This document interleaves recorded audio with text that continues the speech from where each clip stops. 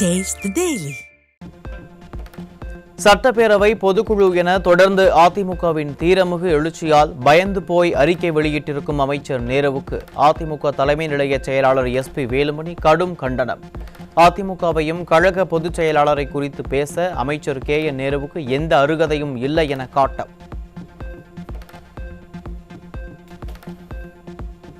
ஆட்சிக்கு வருவதற்கு முன்னால் பல நூறு கோடி ரூபாய் கடன்களுக்கு சொந்தக்காரர்களான உங்களுடைய குடும்பத்திற்கு தற்போது அத்தனை கடனையும் அடைப்பதற்கு எங்கிருந்து பணம் வந்தது என முன்னாள் அமைச்சர் SP வேலுமணி கேள்வி. மீண்டும் செல்வ சீமானாக வலம் வருவது எப்படி என்பதை பயமில்லாமல் அமைச்சர் KN நேரு சொல்வாரா அல்லது பம்முவாரா என்று கேள்வி.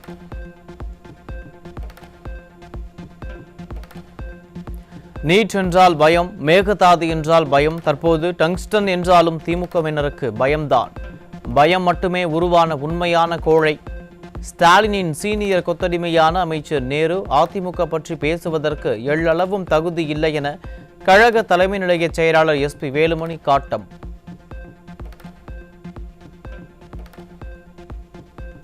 சென்னை, செங்கல்பட்டு, திருவள்ளூர், காஞ்சிபுரம் ஆகிய மாவட்டங்களில் இன்று மிக கனமழைக்கு வாய்ப்பு. வட கடலோர மாவட்டங்களில் இடி மின்னலுடன் மிதமான மழை பெய்யும் என வானிலை ஆய்வு மையம் தகவல். நெல்லை மாவட்டம் அம்பை அருகே முன்விரோதம் காரணமாக மைதீன் என்பவரது வீட்டில் பெட்ரோல் குண்டு வீசிய மர்ம கும்பல். சாலையில் நடந்து சென்றவரையும் மர்ம கும்பல் அரிவாளால் வெட்டி தப்பி ஓடியதால் பொதுமக்கள் அதிர்ச்சி.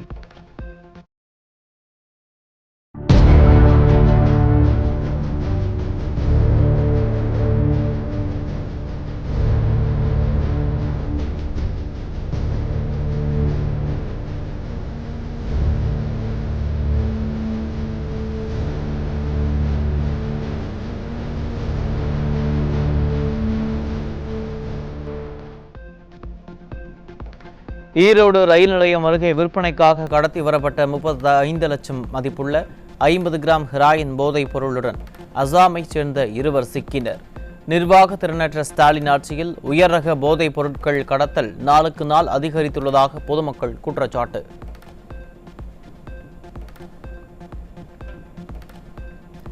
சென்னையில் மெத்தபெட்டமைன் விற்பனையில் ஈடுபட்டதாக DIGயின் பாதுகாவலரிடம் விசாரணை. ஸ்டாலின் கட்டுப்பாட்டில் உள்ள காவலர்களே போதைப் பொருள் விற்பனையில் ஈடுபடும் அவலம். தஞ்சை அருகே காரில் ரகசிய அறையில் பதுக்கி வைத்து கடத்தப்பட்ட 20 லட்சம் மதிப்பிலான 103 கிலோ கஞ்சா பொட்டலங்கள் பறிமுதல். ஸ்டாலினின் திமுக ஆட்சியில் போதைப் பொருள் விற்பனை தலைவிரித்தாடுவதாக மக்கள் வேதனை.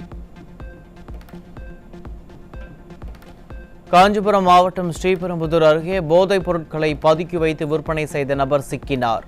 ஸ்டாலின் ஆட்சியில் தமிழகம் போதைப் பொருட்களின் தலைநகராக மாறி வருவதாக குற்றச்சாட்டு. கிருஷ்ணகிரி மாவட்டத்தில் கஞ்சா, லாட்டரி சீட்டுகள், குட்கா விற்ற 18 பேர் மற்றும் சூதாட்டத்தில் ஈடுபட்ட 4 பேரும் சிக்கினர். ஸ்டாலினின் கட்டுப்பாட்டில் உள்ள காவல்துறை மீது சிறிதும் பயமில்லாததால் சட்டவிரோத சம்பவம் மற்றும் போதைப் பொருள் விற்பனை அதிகரித்து விட்டதாக மக்கள் குற்றச்சாட்டு.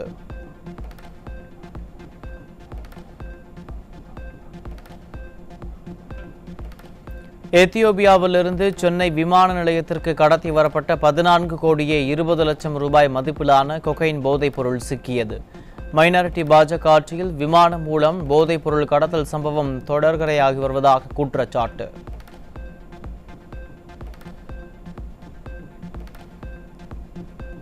ராமநாதபுரம் மாவட்டம் மண்டபம் அருகே இலங்கைக்கு கடத்துவதற்காக வீட்டில் பதுக்கி வைத்திருந்த 50 லட்சம் ரூபாய் மதிப்பிலான 450 கிலோ கடல் அட்டைகள் பறிமுதல்.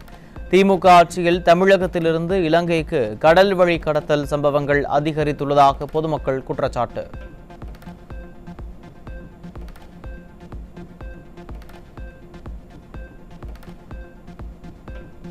திருவிடைமருதூரில் உயர்கல்வித்துறை அமைச்சர் மாற்றுத்திறனாளிக்கு வழங்கிய 3 சக்கர சைக்கிளில் செயின் இல்லாததால் நீண்ட நேரம் காத்திருந்த மாற்றுத்திறனாளி. நிர்வாகத்திறனற்ற திமுக ஆட்சியில் மாற்றுத்திறனாளிகளுக்கான நலத்திட்டங்கள் பெயரளவுக்கு மட்டும் வழங்கப்படுவது மீண்டும் நிரூபணம்.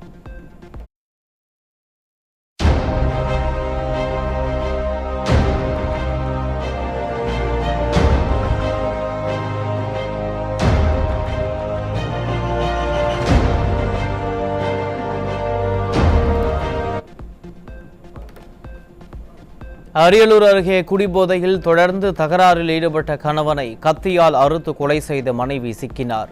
திமுக ஆட்சியில் அதிகரித்து வரும் மதுவால் பல்வேறு குடும்பங்கள் சீரழிந்து வரும் அவலம். தூத்துக்குடி மாவட்டம் முத்தையாபுரத்தில் மூட்டை தூக்கும் தொழிலாளி சரமாரியாக வெட்டி படுகொலை. நிர்வாக திறனற்ற திமுக ஆட்சியில் கொலை, கொள்ளை முயற்சி போன்ற சம்பவங்கள் நடைபெறாத நாளே இல்லை என்று மக்கள் குற்றச்சாட்டு. தாம்பரம் அடுத்த மெப்ஸ் பகுதியில் 2.87 கிராம் மெத்தபட்சமைனுடன் இருவர் சிக்கினர். திமுக ஆட்சியில் போதைப் பொருட்கள் விற்பனை படுஜோராக நடைபெறுவதாக மக்கள் குற்றச்சாட்டு. சென்னை துறைமுகத்தில் கட்டுப்பாட்டை இழந்த கார் 85 அடி ஆழம் கொண்ட கடல் பகுதிக்குள் விழுந்து விபத்து. கடற்படை வீரர் காயத்துடன் மீட்கப்பட்ட நிலையில் ஓட்டுநரை தேடும் பணி தீவிரம். விழுப்புரத்தின் பல்வேறு பகுதிகளில் வீடுகளை சூழ்ந்த மழைநீர் வடியாததால் மழை ஓய்ந்தும் தங்கள் துயரம் ஓயவில்லை என மக்கள் வேதனை.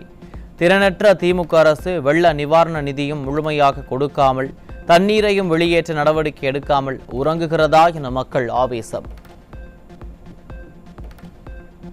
கடலூர் மாவட்டம் வேப்பூர் அருகே அரசு பள்ளியில் மழைநீர் குளம் போல் தேங்கி நிற்பதால் ஆசிரியர்கள், மாணவிகள் கடும் அவதி. ஸ்டிக்கர் ஸ்டாலின் ஆட்சியில் முறையாக வடிகால் அமைத்து மழைநீரை வெளியேற்ற பொதுமக்கள் கோரிக்கை. சிவகங்கை மாவட்டம் திருப்புவனம் அருகே கண்மாய் நிரம்பியதால் வெளியேறிய நீர் விவசாய நிலங்களில் புகுந்து பயிர்கள் சேதம். திறனற்ற திமுக அரசு முறையாக கண்மாயை தூர்வாராததால் பயிர்கள் சேதமடைந்ததாக விவசாயிகள் குற்றச்சாட்டு.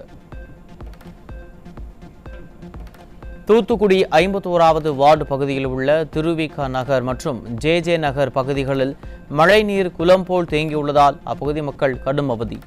மாநகராட்சி நிர்வாகம் அரசியல் காழ்ப்புணர்ச்சி காரணமாக மழைநீரை அகற்ற இதுவரை நடவடிக்கை எடுக்கவில்லை என பொதுமக்கள் குற்றச்சாட்டு.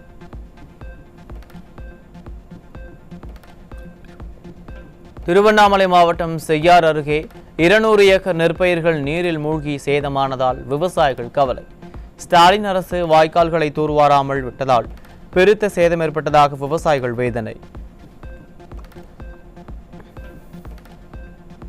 தஞ்சை மாவட்டம் ஒரத்தநாடு அருகே அறுவடைக்கு தயாராக இருந்த 1000 ஏக்கர் சம்பா பயிர்கள் மழை நீரில் மூழ்கியதால் விவசாயிகள் கவலை. மழைநீர் கால்வாய்களை பராமரிக்காத செயலற்ற ஸ்டாலின் அரசு சேதமான பயிர்களுக்கு உரிய நிவாரணம் வழங்க விவசாயிகள் வலியுறுத்தல். ராமநாதபுரத்தில் தொடர் மழையால் 1800 ஏக்கர் பரப்பளவிலான மானாவாரி சாகுபடி பயிர்கள் நீரில் மூழ்கி சேதம். வேளாண் துறை அதிகாரிகள் பயிர் சேதங்களை முறையாக ஆய்வு செய்து நிவாரணம் வழங்க வேண்டுமென விவசாயிகள் கோரிக்கை. திருப்பூர் மாவட்டம் காங்கேயத்தில் சிறுமிக்கு பாலியல் தொல்லை கொடுத்த 15 வயது சிறுவன் சிக்கினான். ஸ்டாலினின் திமுக ஆட்சியில் சிறுமிகளுக்கு பாதுகாப்பு இல்லா நிலை உள்ளதாக மக்கள் வேதனை. சென்னை திருவொற்றியூர் அருகே அம்மா உணவகத்திற்கு சீல் வைக்கப்பட்டதற்கு அதிமுகவினர் எதிர்ப்பு. திமுக ஆட்சியில் மாநகராட்சி நிர்வாகம் அரசியல் காழ்ப்புணர்ச்சியுடன் செயல்படுவதாக குற்றச்சாட்டு. திருவண்ணாமலையில் பிரேக் டவுன் ஆன அரசு பேருந்தை தள்ளிச் செல்லும் அவலம். திமுக ஆட்சியில் அரசு பேருந்துகளை முறையாக ஆய்வு செய்யாததே காரணம் என மக்கள் குற்றச்சாட்டு. சென்னை மாநகர பேருந்து கதவில் 5 வயது குழந்தையின் கைவிரல் நசுங்கியதால் அரசு பேருந்தை சிறைபிடித்து பொதுமக்கள் போராட்டம். அரசு பேருந்து ஓட்டுநரின் கவனக்குறைவே காரணம் என பொதுமக்கள் குற்றச்சாட்டு.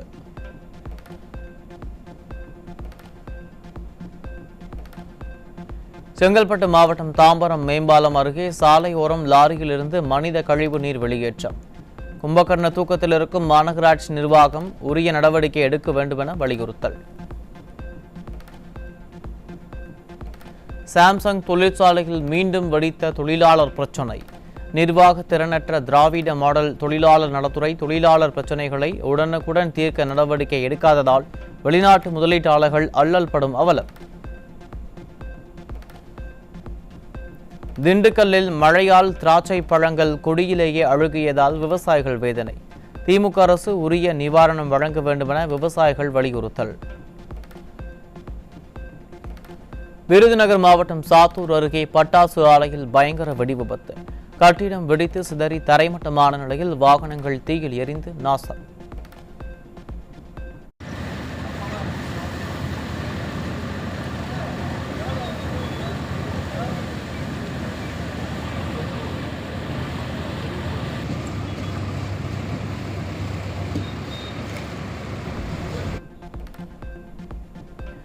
மெட்டா நிறுவனத்துக்கு சுமார் 2200 கோடி ரூபாய் அபராதம் விதித்த ஐரோப்பிய ஆணையம் பயனர்களின் கணக்கு விவரங்களை முறையாக பாதுகாக்க தவறியதற்காக அபராதம் விதிப்பு. உரங்களின் விலையை 10 முதல் 15% ஏற்றவுள்ள மைனாரிட்டி பாஜக அரசு. ஆண்டு கணக்கில் போராடியும் அடிப்படை ஆதார விலை உயர்வை மட்டும் ஏற்க மறுப்பது ஏன் என விவசாயிகள் கேள்வி. குறைந்தபட்ச ஆதார விலை, கடன் தள்ளுபடி உள்ளிட்ட பல்வேறு கோரிக்கைகளை வலியுறுத்தி பஞ்சாபில் இன்று நடைபெறும் ரயில் மறியல் போராட்டத்துக்கு விவசாயிகள் அழைப்பு. 13,000 கிராமங்களைச் சேர்ந்த விவசாயிகள் பங்கேற்பார்கள் என விவசாய சங்கம் அறிவிப்பு.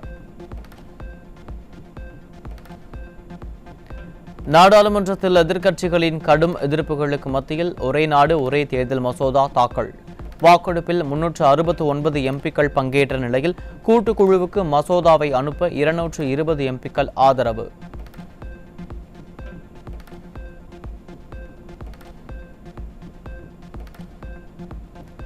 சத்தீஸ்கர் மாநிலம் சுர்குஜா மாவட்டத்தில் குழந்தை வரம் வேண்டி கோழி குஞ்சை உயிருடன் விழுங்கியவர் மூச்சு திணறி உயிரிழந்த பரிதாபம்.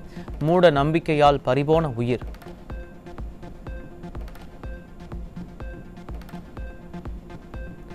ரஷ்யாவின் அணுசக்தி மற்றும் ரசாயன ஆயுதப்படை பிரிவின் தலைவர் வெடிகுண்டு தாக்குதலில் உயிரிழப்பு. உக்ரைன் தாக்குதலுக்கு உரிய பதிலடி கொடுக்கப்படும் என்று ரஷ்யா திட்டவட்டம்.